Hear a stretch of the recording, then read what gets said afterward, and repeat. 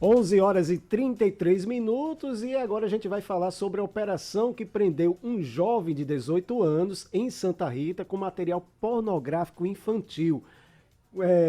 E a gente vai se inteirar mais com ele, que já está aqui com a gente, o advogado criminalista Gustavo Boto, ao qual eu já dou o meu bom dia e seja bem-vindo ao Jornal Manaíra mais uma vez, como disse Cláudia, é nosso sócio já. É nosso sócio, tem cartão fidelidade. Eu agradeço, um bom dia a todos, é sempre um prazer estar aqui com vocês. E é um prazer ser sócio aqui também de um programa de tanta audiência aqui na nossa cidade. É muita alegria para nós aqui que estamos e para os ouvintes certamente também. A gente falou sobre essa operação que eu fiquei chocada. Como é que pode uma criança praticamente aos 18 anos estar armazenando pornografia infantil? A pena é atenuada por causa da idade tão pouca ou não tem nada a ver, ele paga como adulto? Não, ele vai pagar como adulto, né? E o crime ainda é agravado por ser pornografia infantil. Porque na questão, acho que o caso específico falava não só de pornografia, mas de cenas de abuso sexual infantis, né? Que isso ainda, por si só, o agravamento ainda é maior. Mas existe, porque eu pensei que toda pornografia infantil fosse fruto de abuso. Tem diferença? Não, é praticamente a mesma coisa, né? É porque eu tô porque imaginando assim, eu imaginei for a criança aqui, sozinha, se for a criança sozinha numa cena, é pornografia. Numa cena, nem vamos dizer assim, exagerada. Agora, se for a Consensual, criança... como disse. Exatamente. Como disse. Mas não pode ser consensual se é uma criança, entendeu? É verdade.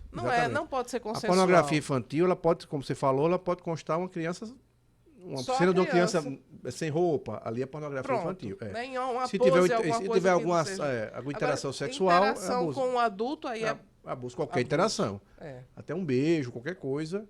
Não precisa ter. Mas você imagina que alguém está coito, não, né? filmando já está abusando, né? Porque é um abuso. É. Se alguém filmou, fotografou, quis expor aquela criança naquela situação, é abuso. Com certeza. Mas às vezes a gente sabe que a própria internet hoje em dia propicia situações que a pessoa obtém a foto de uma criança que foi tirada, sei lá, num consultório. Ou a própria criança tirou, então... E mandou para um adulto. Exatamente. Às vezes a criança acha que Às vezes a mãe tirou para outra criança. Eu já peguei um caso que a mãe tirou para mostrar uma situação de pele no braço de uma criança para um médico e essa informação vazou. A mãe perdeu o celular, pegaram essas fotos e usaram como pornografia, né?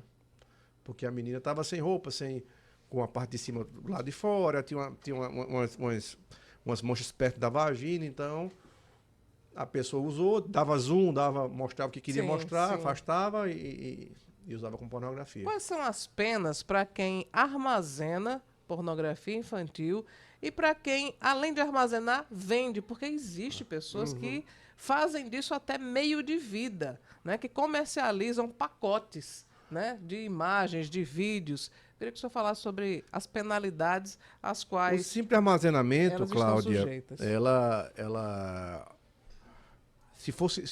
Existe um artigo específico para a questão de abuso sexual, tanto infantil como de adulto. Então, esse armazenamento, o simples armazenamento de qualquer material de abuso sexual no seu celular, ou em seu HD, onde você quer, até no meio físico, ele está previsto no artigo 241B. Então, a pena de reclusão de 1 a 4 anos. Já a venda, aí não é só venda, é transmissão, qualquer transmissão.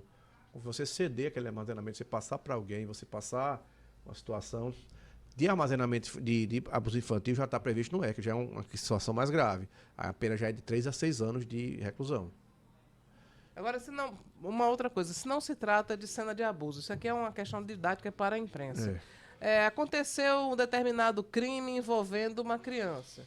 Aí os sites tiveram acesso à imagem dessa criança. Pode ser colocada, né, a imagem dessa criança como foto, ilustração em matéria? Pode ser filmada essa criança e exibida a matéria na TV com essa criança?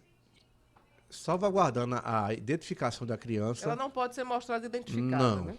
Mas para fim jornalístico, especificamente para fim jornalístico, o próprio código ele prevê que é permitido. Então, se essa finalidade for meramente informativa, preservando a identificação da criança, a imagem, sem mostrar o rosto, sem falar nome, sem identificar, é possível sim ser mostrado sem nenhum problema. Tá. Eu tô lembrando Penal, aqui né? de um caso em que uma menina foi agredida por um idoso no Parque Cabo Branco, e um influenciador digital, ele foi até a casa dessa menina, ofereceu a ela, acho que foi de uns 5 minutos de supermercado. E aí ele filmou tudo isso, toda a ação, ele foi à casa da menina, filmou a chegada dele lá, depois ele filmou também a ida a um supermercado, ela fazendo compra junto com a família, colocando um monte de coisa no carrinho, e esse rapaz foi processado, né, porque porque expôs a casa, quem queira, quer não, ele identificou até a residência a residência e a própria menina, a família dela, então isso sim é passível de punição. Isso. E também lembrando que mesmo se guardando a identificação, é necessária a autorização dos pais para que seja postada a imagem mesmo sem identificação, por ela ser menor. Tá. Ainda falando sobre essa questão da pornografia, né? Existe uma coisa chamada Deep Web, que tem muita gente doente e perversa e ruim mesmo, utilizando para disseminar todo tipo de conteúdo que se possa imaginar de maligno. É tráfico de drogas, tem gente que vende drogas. Armas. Tem gente que combina assassinato, tem gente que combina ataques a escolas, tem gente que vende pornografia infantil. As autoridades têm como chegar, mesmo lá na internet profunda, tem como se identificar, tem como se punir?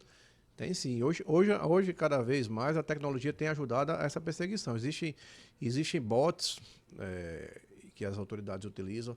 O próprio FBI americano, que é uma das maiores autoridades em persecução contra crimes contra a infância, contra abuso, ele tem bots no computador que identificam a sua pesquisa. Se você pesquisa na internet pornografia infantil, sexo com criança, algumas palavras, você começa a ser monitorado. Então, eles começam a monitorar. E se a pessoa usa, por exemplo, tem um navegador comum e vai lá na navegação anônima, mesmo assim é monitorado? É monitorado. Esses bots são extremamente capazes de superar essas situações, mas porque isso aí é uma defesa simples, né? Existem defesas mais complicadas, como VPNs, que as pessoas colocam o IP em outro país. O que é então VPN? VPN é virtual. Vê aí, por favor. Explicando, VPN é uma situação em que você se coloca como se você estivesse em outro país, como se seu computador fosse localizado em outro país. Entendi, entendeu? Entendi. Então você usa o seu IP, é um IP móvel, então esse IP vai ser deslocado para uma outra região e é como se você estivesse acessando o computador de um outro país. Isso é muito utilizado para pessoas que... Essas empresas de jogos, hoje em dia eles usam base em outro país, então mesmo acessando daqui, eles conseguem acessar em outro país. Ele é uma sigla em inglês que significa rede privada virtual, né? No caso é Virtual Private Network. Private Network, Tá certo. Que o pessoal, inclusive, usava muito para bular esses streamings, para poder você assistir outros tipos de conteúdo que não está aqui no catálogo brasileiro, está no catálogo de fora. Já teve casos em que eu queria assistir, por exemplo, era um programa de Ellen DeGeneres. Estava no YouTube. Eu ia lá, aí não permitia que eu assistisse daqui. Que absurdo, né? Porque eles fazem as travas de região, né? Sim. Então não permitem que algumas regiões assistem. Aí você, através de um VPN, você consegue se colocar nos Estados Unidos. Mas agora, quando eu quiser ver um conteúdo que não está disponível para mim, existem muitos servidores de lá um VPN. Existem servidores de VPN, você vai lá fazer uma assinatura, paga uma taxa, aí você pode usar conteúdo. O próprio Netflix, o Netflix, você pega um Netflix na América, se você logar seu Netflix nos Estados Unidos, a grade de programação deles é completamente diferente da nossa, né? Sim, sim. Tem muitos filmes que não tem aqui, então muita gente usa isso para poder assistir conteúdos como ele falou, os conteúdos de outra... É como toda ferramenta, né? Você pode usar para o bem ou pode usar para o mal. mal. E essa ferramenta, eu falo, é uma ferramenta simples de acesso muito fácil, mas hackers conseguem ferramentas muito mais poderosas para poder se proteger dessas buscas, né? Mas o que ocorre é que geralmente esses pedófilos, essas pessoas não são hackers, eles são pessoas que estão ali são curiosos, sedentos, né? Então sempre deixam rastro. Você pode ver que de vez em quando existem operações em que a Polícia Federal prende pedófilos aí por estar rastreando, por através desses bots conseguir rastrear as pesquisas mesmo na Deep Web. Agora sim, uma situação que aconteceu recentemente foi com as nossas colegas, né, que tiveram fotos que pegaram e colocaram em sites adultos, enfim, fotos pessoais. Numa situação que não fossem adultos, fossem crianças, essa mesma situação, a pena ainda se agrava?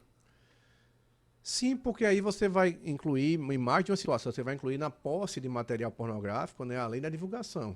Então você vai Você vai poder acumular crimes para poder se agravar. A mera divulgação, ela vai se incluir nos crimes contra a honra, que aqui a gente já eventualmente falou. São crimes contra a honra que vão ser discutidos, se isso aí. Agora, a divulgação de material de abuso sexual, sim, ela tem um agravamento bem maior. Cláudia? Bom, eu queria falar sobre também o jogo do tigrinho, né, que é ainda continua sendo uma febre, muita gente tem Incógnita, perdido né? muito dinheiro. O que o senhor pode dizer, qual a recomendação que pode fazer para as pessoas que, eu vou jogar, porque é tão inocente, né, o jogo do tigrinho.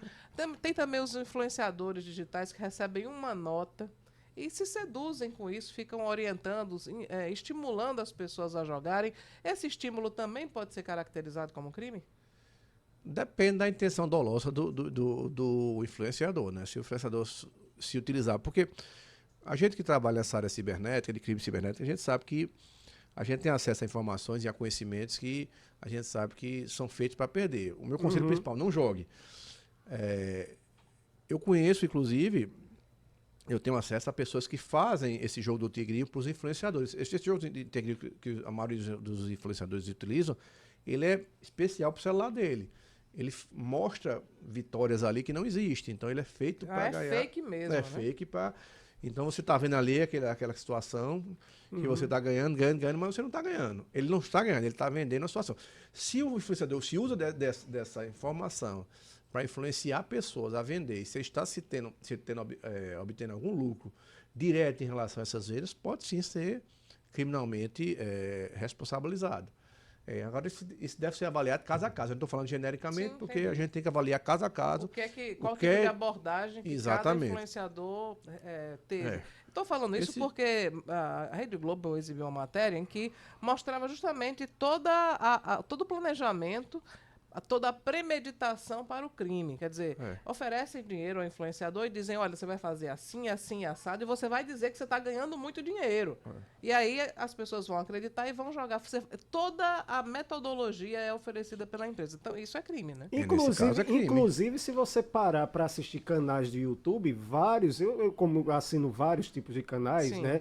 Vários param sua programação, né? Estão lá no seu vídeo normal e no meio divulgam N O próprio jogo, jogos de azar. ele é feito para... O próprio jogo do Tigrinho, eu tive a curiosidade, como muita gente me pergunta, eu tive curiosidade de baixar e dar uma olhada no jogo para poder ter um conhecimento maior para falar. Ele é um jogo que é feito para você perder. Ele dá um dinheiro a você no começo. Você entra, você já ganha um dinheiro, acho que é R$50, eu não salvo engano, que eu já vi vários jogos, eu não consigo lembrar exatamente. Mas dar R$50 a você pode jogar com esses R$50 que não é seu, mas você só consegue sacar o dinheiro se você depositar dinheiro seu. Entendi. Então é ouro de tolo, não existe. Né? Ouro de tolo, exatamente. Então, você quer sacar dinheiro que você ganhou, tá? Você tem que depositar, você tem que fazer uma compra aqui. Quando você faz uma compra, você empolgado, você vai jogar, aquele jogo vai começar a lhe fazer perder. Então é um jogo para perder. Tem também o jogo do aviãozinho, que é muito comum nessas bets. Acho que todas elas têm. Eu já joguei o jogo do aviãozinho, né? E aí, que também é outro, é um jogo de azar. Você pode até ganhar R$1 ou R$2, mas daqui a pouco você perde 55. Você perde muito mais do que o que você havia eu sou muito temeroso em relação a jogos de azar, principalmente esses praticados por via cibernética, via online, via software. Porque tem uma grande possibilidade de ser manipulado, né? Então, o jogo de azar por si só, esse jogo de cartas, você vai... Já tá dizendo, né? Jogo de azar. Mas ele para ser manipulado é um pouco mais difícil. Então, ele é um jogo para você perder, mas para ele ser manipulado é um pouco mais difícil, porque vai ter um croupier ali jogando na sua frente. Então, tem que ter aqueles cassinos, eles têm uma estrutura muito grande para ter uma certa licitude, mas claro que a sua chance de perder é muito maior do que ele ganhar. Por isso que é jogo de azar. Mas esses jogos que são de aplicativo, de software, de computador, você não tem segurança nenhuma. A pessoa pode estar ali manipulando, até porque nós não temos nenhuma regulamentação brasileira sobre isso, nenhuma. Né? Então a pessoa pode ter uma programação, pré-programação. Por exemplo, se você ganhar até tantos reais, você perde. Isso é tão utilizado, Cláudio, que eu costumo dizer, até essas maquininhas de pegar urso, elas têm pré-programação. Elas liberam um urso, se você quiser, a maquininha apurou R$300, pode liberar um urso. Então ela vai depois de certo dinheiro... Ela só libera depois que ela já ganhou bastante. Isso, né? Por isso que você pode ver que muitas vezes pega o urso, chega lá em cima, ele foga e solta. Então, são tudo programados para arrecadar dinheiro. Ali não tem nada para beneficiar o consumidor, né? O jogador. É para ganhar dinheiro do jogador. Quem se sente prejudicado tem que acionar que tipo de advogado, que tipo de instância. Pode ir por exemplo, pode ir ao PROCON reclamar.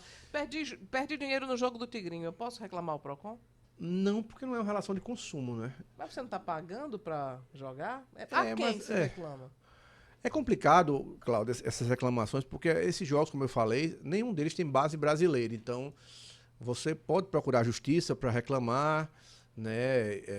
Geralmente esses jogos têm termos que você tem que aceitar, esses termos podem ser utilizados contra você, né? Aqueles que você não lê, aceita, se rola para baixo e aceita, rola para baixo e aceita.